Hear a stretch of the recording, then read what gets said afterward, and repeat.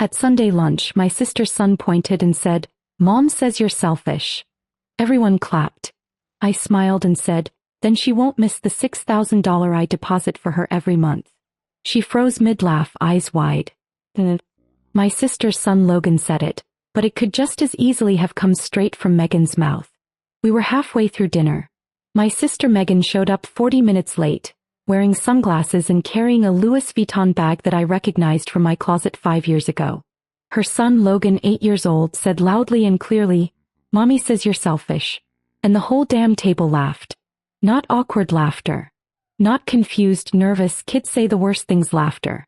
It was clapping, giggling, Travis nearly choking on his soda. Even my cousin Ethan wiped a tear from the corner of his eye. That's when I realized. It wasn't just Megan. They were talking. That moment. It wasn't some kid who blurted out something inappropriate. It was planned. Maybe not rehearsed, but it was thrown in. Rehearsed. And it all turned out the way Megan wanted it to. Everyone was enjoying the show and I was the climax. I could have played dumb. I could have laughed along and said something like, "Oh kids," and let it go like I usually do. But something inside me snapped. I put down my fork. I looked straight at Megan, then at Logan. I smiled. "Then she won't miss the $6,000 I deposit into her account every month." The laughter didn't just stop. It died down. You could feel the mood in the room shift like a power outage. Travis looked at Megan. Mom blinked at me like she wasn't sure she heard correctly. Logan looked around the table, confused, probably wondering why his little climax had turned into a funeral. I continued. Monthly. Like clockwork. Mortgage. Utilities. Groceries. Sometimes daycare. All of this was quietly worked out because she told me they were struggling and didn't want anyone to know. "Megan, if I'm selfish, does that mean you're just forgetful?" Silence. I left it at that for a moment. The only sound in the room was the ticking of that ridiculous ceramic rooster clock above the kitchen door. Megan didn't move. Her face was frozen in that strained, fake smile she always does when she's caught in a lie but doesn't yet know how deep she's been caught. Then Aunt Janice, bless her heart, asked if it was true. And not gently. She sounded angry. Megan muttered something about "it's complicated," and that's when Mom interrupted her and asked her outright if I was the one paying her bills. I didn't answer right away. I just reached into my bag, pulled out my phone and slid it across the table. Banking app open. Transaction history open. Megan B. $6,000 on the 1st of every month. 12 times since last October. Another $18,000 spread out over various one-time expenses. Some of them were labeled utilities. One was labeled urgent medical care. One simply said, "Don't tell Travis." No one spoke. Travis leaned back in his chair. Megan's hand twitched as if she wanted to grab the phone, but she changed her mind.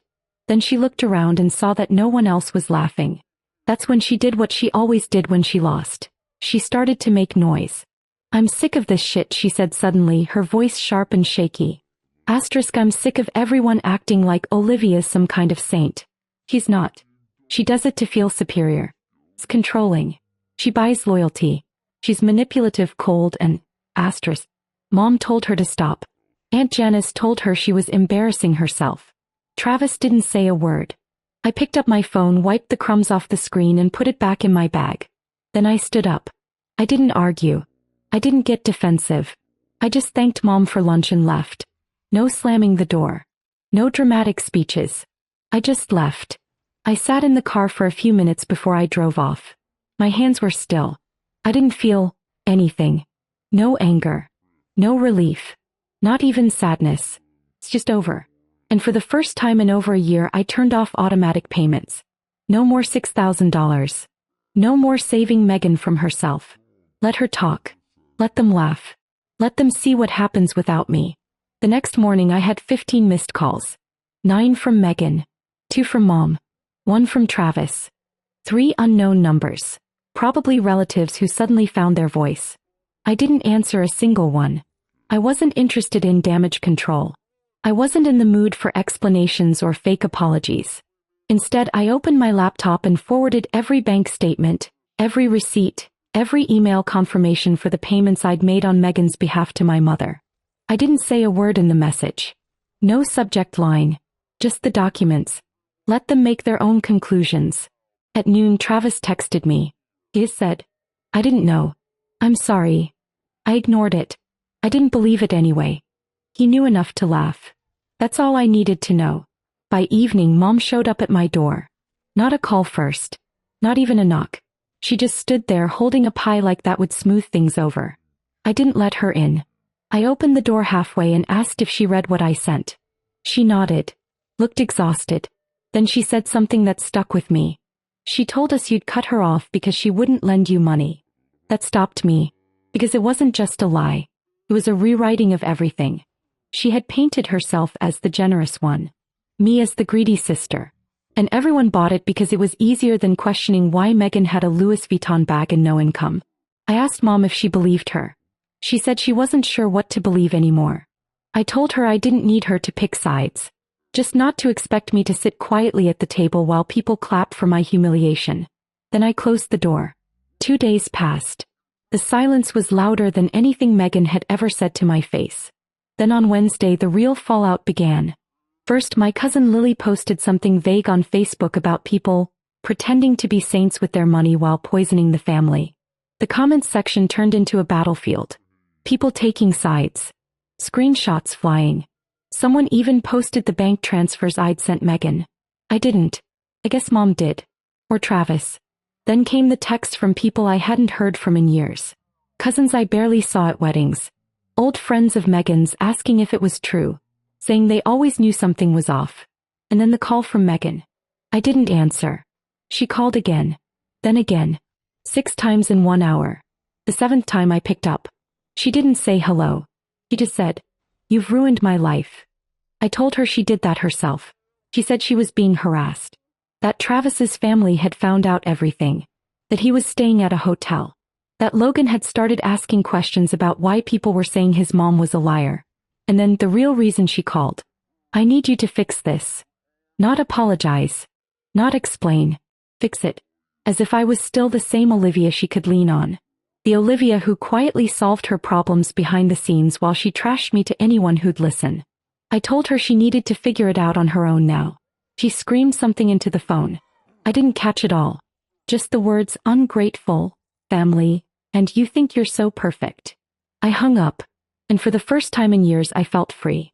I'd carried Megan like dead weight for so long, I forgot what it felt like to walk on my own. But she wasn't done. Not even close.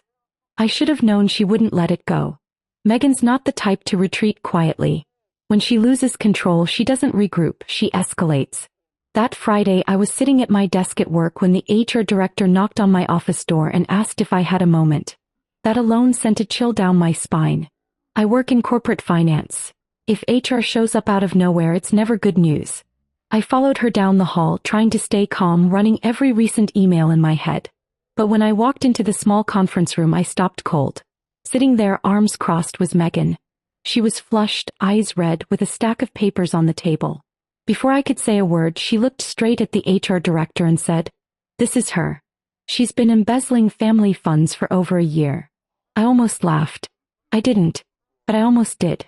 The HR director turned to me like she was waiting for a response. I sat down slowly and asked what the hell was going on. Megan pulled out printed screenshots of our personal bank transfers. Not company accounts. Personal transactions between my bank and hers. She had scribbled notes in red pen like some deranged detective, arrows pointing to amounts, lines under memo sections that said things like "for rent" and "utilities." She said I'd been funneling money through my job's vendor accounts to clean it and launder it into her name. The HR director looked visibly uncomfortable. She told Megan this was a family matter, and unless there was evidence tied to the company, there was nothing to investigate. Megan stood up and said, "She's hiding the evidence. She's covering her tracks. That's what she does." I didn't say anything. I didn't have to. She was unraveling right there in front of a professional third party. Security was called. They escorted her out of the building while she shouted about how I destroyed her family and ruined her reputation and how I was going to regret humiliating her. I sat there for a long time after she was gone. The HR director didn't say much, just asked if I needed a moment. I told her I was fine. I wasn't. Later that night, I found out Megan had posted a 10-minute video to Facebook. A full-blown meltdown filmed from her car, parked in some empty lot.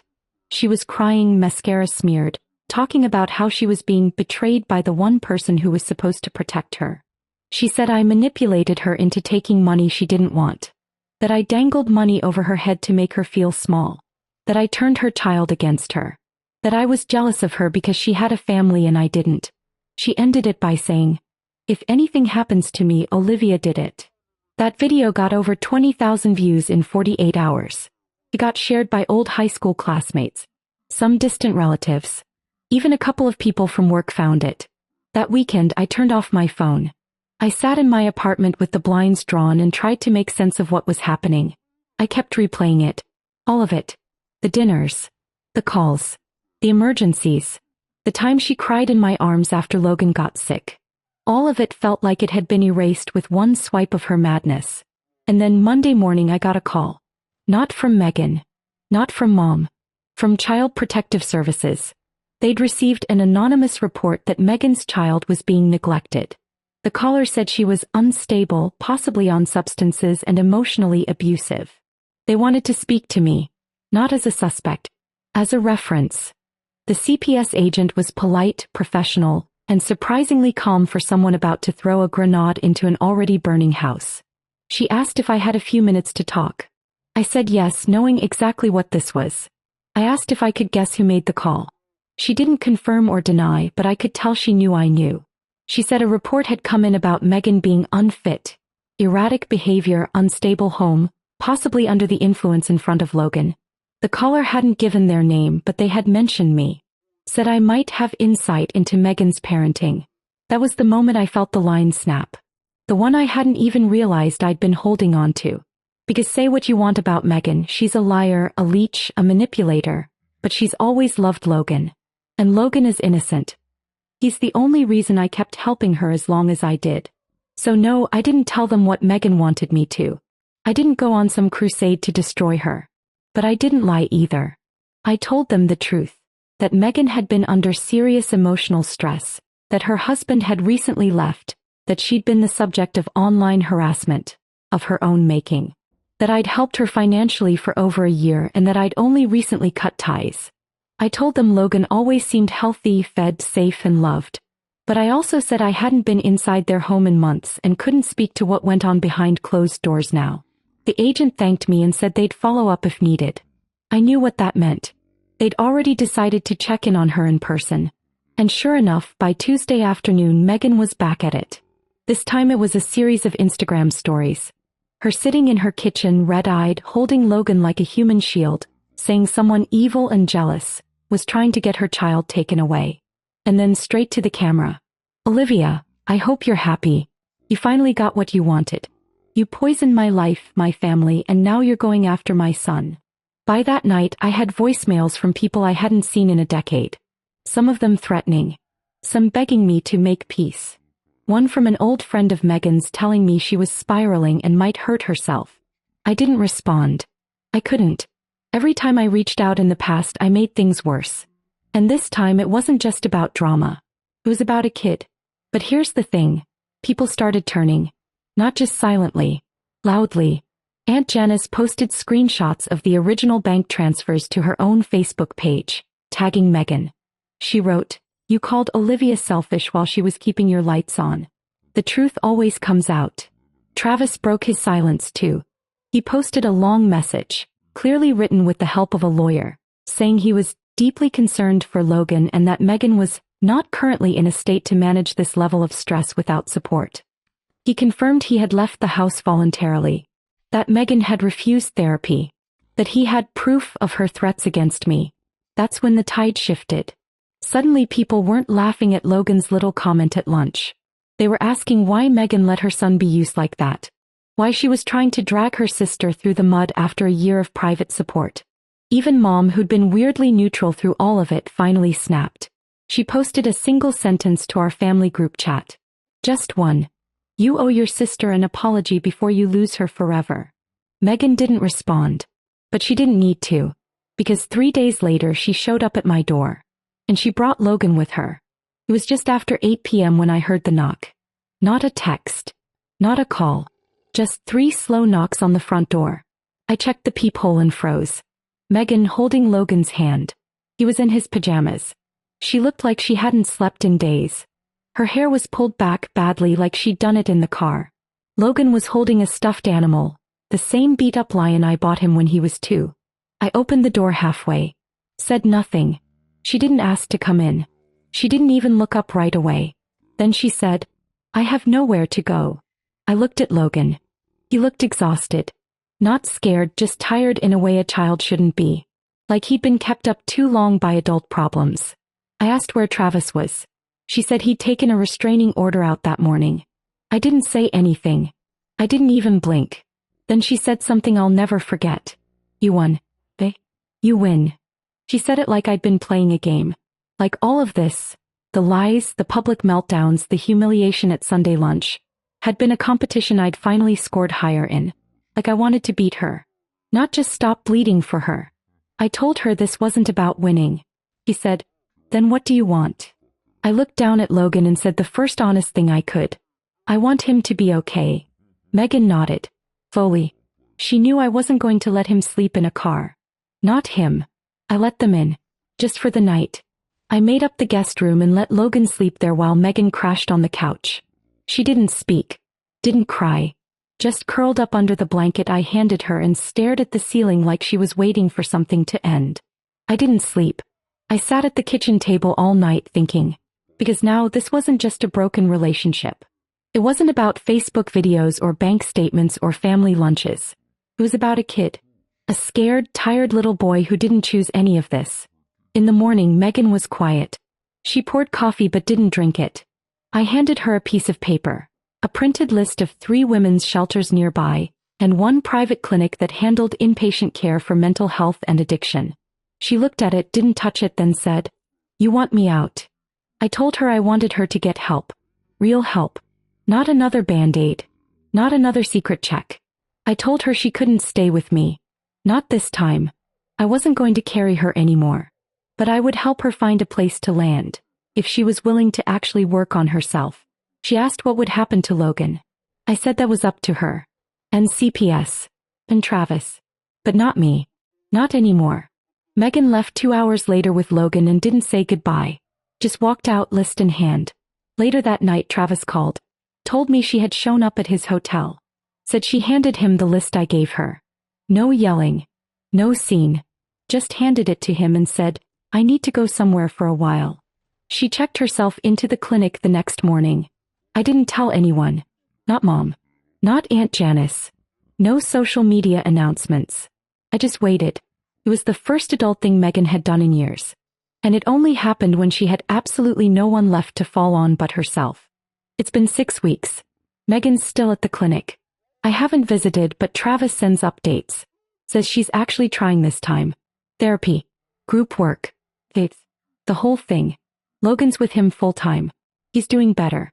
Back in school. Plumber. He drew me a picture last week. Stick figures of me, him, and a lion. No Megan in the picture. I didn't ask why. Mom finally stopped pushing for reconciliation. She brings over food sometimes but doesn't mention Megan anymore. We sit in silence a lot and for once it's not awkward. It's peaceful. Last night I got a letter in the mail. Handwritten. No return address but I knew the handwriting.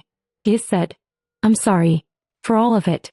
If you never speak to me again I'll understand. Thank you for saving my son from me." That's it. No promises. No explanations. No begging. I folded the letter and put it in a drawer. I'm not ready to write back. I might never be. But for the first time in years I believe she might actually change. Not for me. Not for appearances. For Logan. And that's enough.